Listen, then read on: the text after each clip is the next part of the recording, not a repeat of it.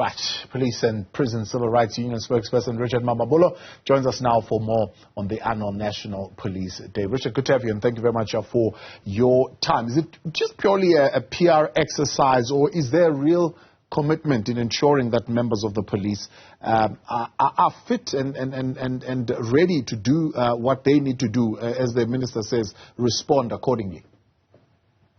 Good evening to you and the viewers. Yes, indeed, it's quite an initiative that we do welcome. And of course, it's obviously meant at ensuring that our members are fit and ready to tackle criminality at all times. Of course, National Policing Day is meant at commemorating or remembering those who have passed away, but as well as ensuring that we celebrate the skills and the hard work that most of our police officers continue to commit towards ensuring that we've got a safe and secure society for all those living in the country. Now, with of course, the agreement that had been entered into with the SAPS and two fitness companies, major fitness companies in the country, we think it's an initiative in the right steps because it will give our members a discounted price. And of course, due to the nature of their work, they definitely need to be fit at all times. Do you think there's a little bit of a disconnect, maybe even a hypocrisy to an extent, to emphasize physical fitness and fitness qualification? Yet, I mean, the minister in the same vein says, look, we are short-staffed. So, in a sense, you're actually also overworking these police that they might be fit, but you're actually pushing them to the brink of collapse. Look, there are a number of dynamics that have got an impact on that. But you do remember that when people trainees go to different colleges to actually to be considered into the SAPS, they obviously have to go through extensive training, and part of fitness is what we would like to see out of our policemen and women. Unfortunately, of course, they might be overworked, but those are due to many other circumstantial challenges that the SAPS has been facing over time. But definitely the issue around the fitness is quite important. Remember that, for example, we had about 10,000 police officers in the past 2 years just post-COVID-19 who entered into the service. And part of what they had to do was to go through rigorous training to ensure that we're in line with ensuring that as and when they do have to go to their work and of course deal with criminality, they are actually in the right state of mind and of course in the right state of fitness. Yeah. So at academy level, when you're being recruited, it's important that your physical health is there, you're tested accordingly. As you say, you're put through a rigorous gym regime. What happens when you begin to work? Why many officers become complacent as things evolve? Yeah, well, I think part of the challenges have been around the uneven allocation of resources and, of course, challenges with regards to training. But again, as a union, we've always emphasized that there should be regular training within the SAPS, even for those who are already in the service. It's quite important that from time to time they are skilled, their knowledge about, for example, firearm handling, and of course training as well is part of that. This is mainly because I think you would have seen that there has obviously been a decline in staff complement. Currently, the SAPS is standing around 122,000, and ideally, we would like to have seen it standing at around 198,000, in line with the growing population, which is currently standing at 62 million. So part of this training would actually ensure that they equip police officers with the latest trends of criminality, and ensuring that obviously they're up to the task when it comes to combating crime.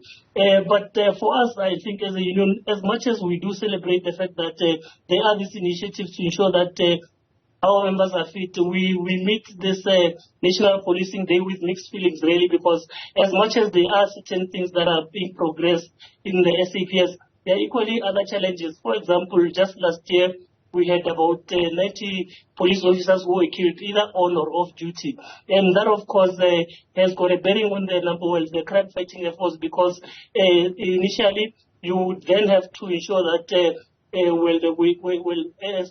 this is happening, we also ensure that we've got we deal with certain underlying challenges. The uneven allocation of resources has obviously been a challenge to members of the SAPS as it relates to the declining staff complement, of course. the infrastructural integrity of certain police stations, which have led to attacks on these different police stations. And of course, the other issue has been around the issue of the danger allowance, which most of our members have been complaining about for quite some number of times. What needs to happen? What do you think needs to be the key priorities, particularly one around continued provision of safety? And when you say we must make sure that we give resources, what are you saying in specific terms of what needs to happen? Yeah, look, we're anticipating the budget speech in the coming weeks from the Minister of Finance. And out of that, of course, we would like to see him putting more money into ensuring that we obviously increase the staff complement.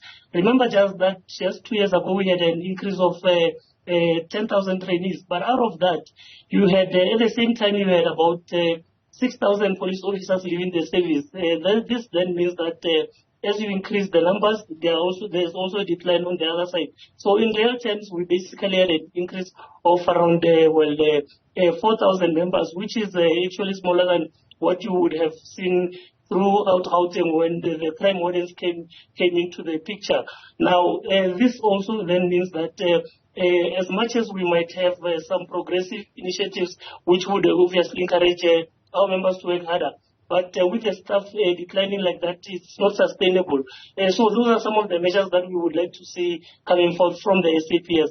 And of course, we've been engaged with the different ministries.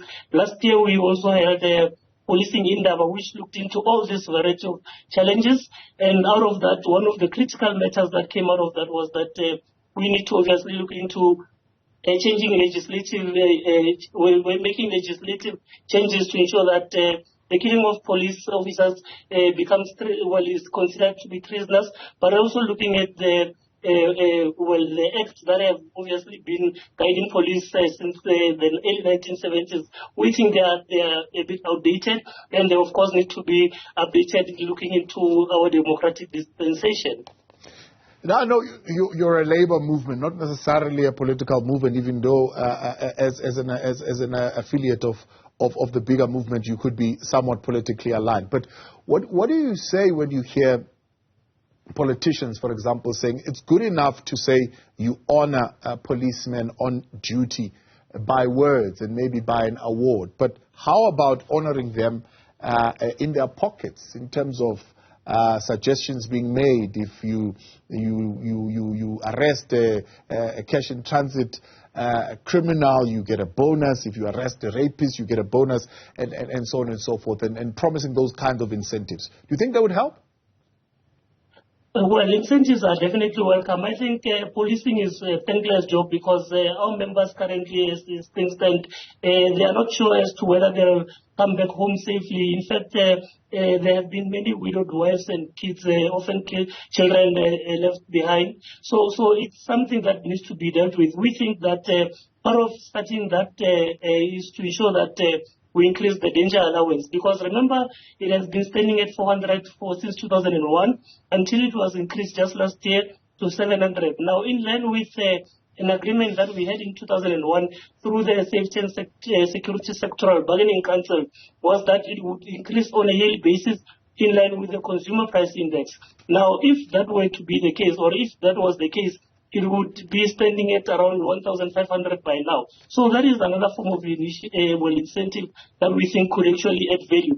But as well, we have even went further as a union to say that on top of that, because I think just recently you would know that there's a police commemoration which honors the late police officers, which is conducted by both the president and the minister. And when a policeman is killed on duty, they get a death grant of 250,000. The family gets a death grant of 250,000. What we have obviously visibly seen through engaging with some of the deceased police members' families has been the fact that that money is unsustainable. It does not take most of their kids through schooling, and it cannot sustain families. So we have also recently proposed that there should be a danger insurance.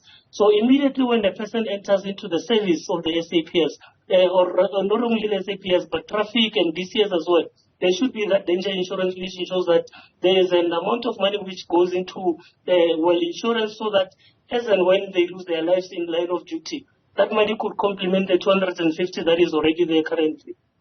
All right, Richard Mamabolo, I appreciate your time and thank you very much for coming on and for your intervention tonight on this National Day of Police. That is Police and Prison Civil Rights Union spokesperson Richard Mamabolo.